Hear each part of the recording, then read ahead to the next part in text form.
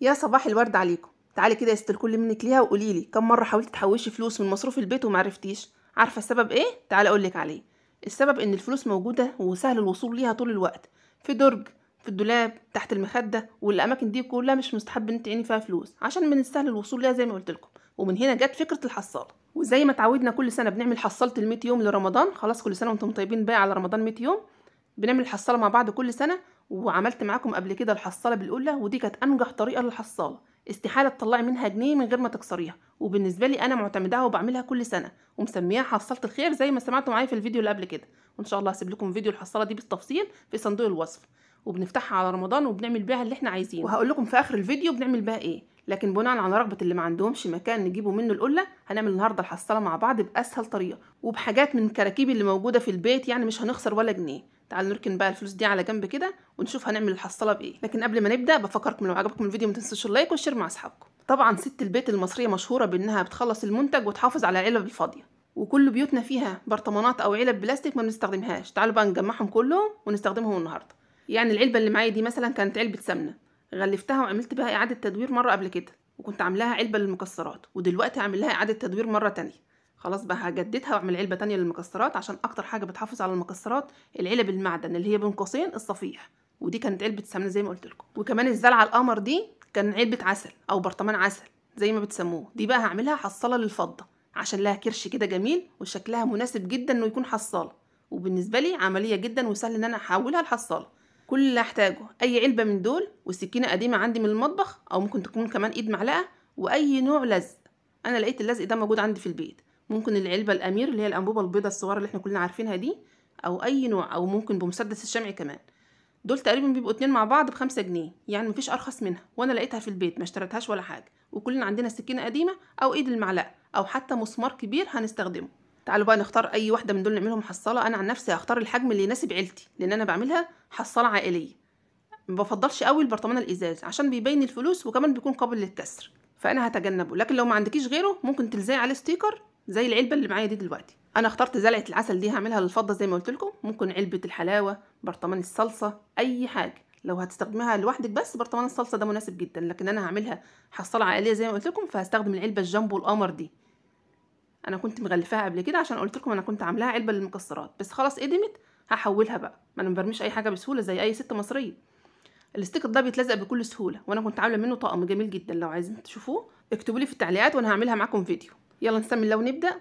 اول حاجه هنعملها هنلزق الغطا على العلبه عشان نثبته وما نقدرش نفتحه ونخرج منه الفلوس. لكن لو سيبناه من غير لزق هنفتح العلبه ونخرج اللي احنا عايزينه، وكده مش هتكون ابدا حصاله. لكن انا هثبتها باللزق ده، هثبت الغطا كويس جدا على العلبه. وزي ما قلت لكم استخدموا اي نوع لزقه او صمغ موجود عندكم في البيت، ولو هتشتروه العلبه دي او الانبوبه دي تقريبا ب2 جنيه ونص. بثبت الغطا كده واسيبه حوالي دقيقتين بالظبط، ما حركوش من العلبه لحد ما ينشف ويثبت كويس جدا على العلبه. وفي هنا معلومه هقولها لكم على السريع. اول ما تخلصي باللزق وتقفليه ما تحطيش الانبوبه نايمه كده جنبك، هتبهدل الدنيا. حطيها واقفه علشان الصمغ سايل زي انت ما شفتوا. هسخن بقى السكينه على النار، وقلت لكم البدايل هتكون ايه: ايد معلقه، مسمار كبير، المهم اي حاجه تدينا النتيجه. وعامه كل البيوت فيها سكينه ما بنستخدمهاش، فممكن ده يكون وقتها يعني. بعمل فتحه صغيره جدا يدوب يدخل الفلوس ما يخرجهاش. شايفين الفتحه قد ايه؟ عملت فتحه صغيره جدا في الغطا، في نص الغطا كده، وبالسكينه السخنه اتعملت معايا بكل سهوله. والغطا حاليا مسك على العلبه، استحاله تقدري تخرجيه. وكده العلبه بتاعتنا بقت حصاله بكل سهوله. تعالوا بقى نستفتحها بال10 جنيه قليله البركه دي، اذ ربما ربنا يبارك فيها جوه الحصاله. ركزوا بقى معايا كويس جدا. شايفين الفلوس بتدخل بصعوبه ازاي؟ ما بتسقطش كده بكل سهوله، لا. وده اللي انا عايزاه عشان ادخل الفلوس وما تقدرش تخرج تاني ابدا. 10 جنيه بقى، 20، 5، ايه المتوفر معاكي. خلصي مشترياتك واي حاجه تتبقى منك بسرعه حطيها. لو سبتيها ساعه مش هتلاقيها، عشان كده حطيها بسرعه. وانا بقى بصراحه بحطها في مكان عام وبشحت عليها خلال ال100 يوم دول. اي حد بشوف وشه في الشقه اقول له انت ما حطيتش فلوس النهارده في الحصاله، وهم علشان عارفين احنا بنعمل بيها ايه ما بيتاخرش عليا بصراحه. بس ما بحطش فيها فضه، لا، الفضه بعمل له حصاله تانية خالص، وبسيب دي للفلوس الورق زي ما انتم شايفين كده بالظبط. طب احنا عايزين حصاله بقى للفضه، عملت لنا واحده للورق ومش هتعملنا واحده للفضه؟ لا طبعا. يلا بينا. انا جبت الزلعه القمر دي عشان اعمل بيها حصاله، وبفضل دايما انها تكون بلاستيك مش ازاز زي البرطمان ده. تعالوا بقى نعملها مع بعض بنفس الطريقه. هحتاج انبوبه الصمغ بتاعنا او اللزق بتاعنا، وكمان السكينه. بفتح الغطا، شايفين حتى هو مكسور ازاي؟ يعني ما كنتش هستخدم العلبه دي في اي حاجه. كانت كده كده هتترمي. وبنوع اللزق المتوفر عندي، بس اهم حاجه يكون قوي، ونلزق الغطا في الزلعه زي بالظبط ما عملنا الحصاله الاولانيه. شايفين لون اللزق يشبه الميه بالظبط، عشان كده ما تحطيش الانبوبه نايمه، حطيها واقفه. واقفلي الغطا بقى باحكام كويس جدا وبسرعه عشان اللزق ما ينشفش وهو لسه بره العلبه، وسيبيه زي ما هو كده لحد بس ما تسخني السكينه. هروح اسخن السكينه بقى على طول ونيجي نعمل الحصاله بتاعتنا. في نص الغطا وبدخل السكينه وبحاول انعمها شويه كده عشان ما تجرحنيش وانا بحط الفلوس. شفتوا قد ايه الموضوع سهل، وبحاجات بسيطه جدا موجوده في بيتنا وبشويه كراكيب عملنا اجمل حصالتين. خصوصا حصلت الفضه دي بقى، او حصلت الفكه زي ما تسموها، لها كرش كده وشكلها جميل جدا. لو حابه تعملي لكل ابن عندك حصاله تقدر تكتبي عليها اسمه، هتكون شكلها تحفه. ولو حابه تدلعيهم اكتر واكتر وتساعديهم على التوفير، زينيها وهما كمان ممكن يساعدوكي في تزيينها. ونحط فيها بقى اجمل فضه. وعشان انا من جيل اغنيه حصلت لها كرش وبحط فيها القرش وقرش على قرش، مش عارفه ايه اللي يحصل تاني، فحب الحصاله دي ليه طابع خاص. شايفين الفتحه اللي احنا عملناها بالسكينه السخنه على قد الجنيه بالظبط؟ يدخل بسهوله يخرج لا. شايفين؟ ده اجمل صوت بسمعه. لما تتملي بقى بيبقى ليه صوت تاني خالص.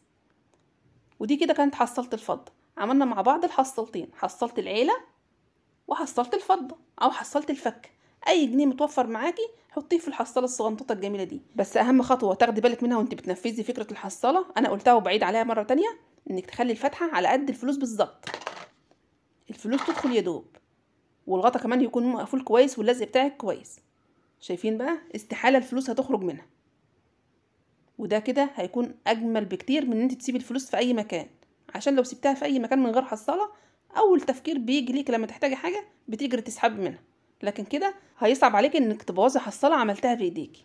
في ناس كتير هتقول العيشه بقت غاليه والفلوس على قد ومش هنقدر نعمل شنط رمضان السنه دي. انا بقول لك بقى بحصاله ال100 يوم دي هتقدري تجمعي مبلغ كويس ومن غير ما تحسي بيه.